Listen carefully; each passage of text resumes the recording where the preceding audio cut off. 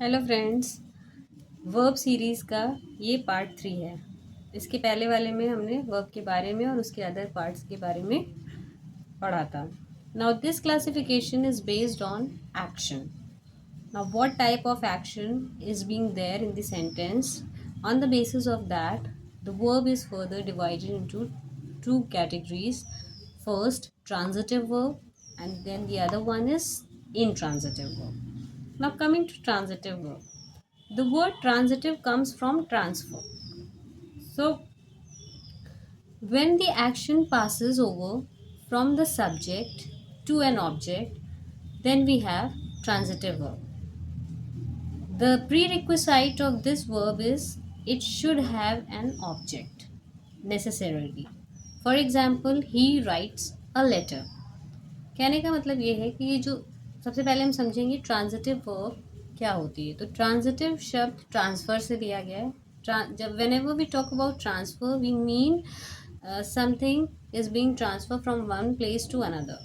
ठीक है।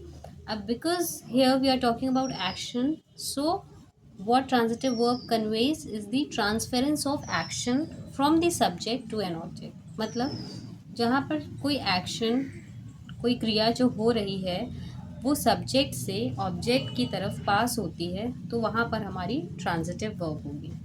अब इसकी एसेंशियल कंडीशन क्या है कि it should have an object. बिना ऑब्जेक्ट के ट्रांजिटिव वर्ब नहीं होंगी। For example, he writes a letter. ठीक है। तो writing is an activity, is an action which is done, and here the action is transferred from he, which is subject, to letter which is object। ठीक है।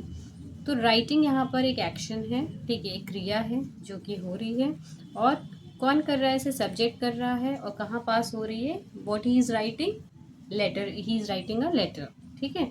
तो एक पत्र लिख रहा है वो, तो ये राइटिंग वाली क्रिया जो है हमारी सब्जेक्ट से ऑब्जेक्ट की तरफ ट्रांसफ़र हो रही है। That is why we have transitive verb here.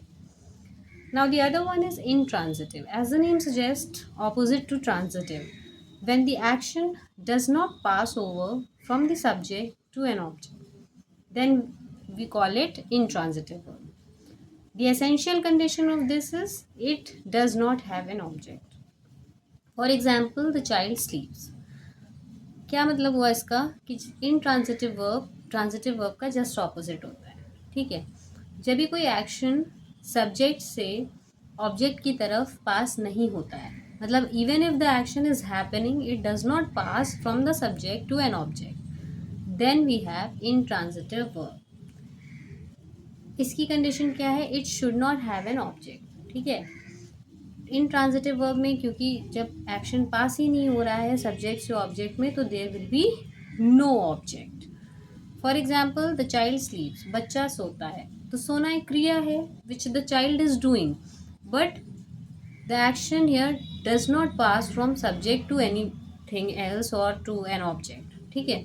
बच्चा सो रहा है, बच्चा हमारा यहाँ पर सब्जेक्ट है, एंड वो सो रहा है, ये हमारा एक्शन है, बट ये एक्शन हमारा कहीं भी पास नहीं हो रहा है। हमारे पास इसके लिए कोई भी ऑब्जेक्ट नहीं है जहाँ पर कि एक्शन पास होता है। तो दैट इज़ वाई यहाँ here we have intransitive verb. तो यहाँ पर जो हमारी वर्ब होगी इसको हम इनट्रांजिटिव वर्ब कहेंगे।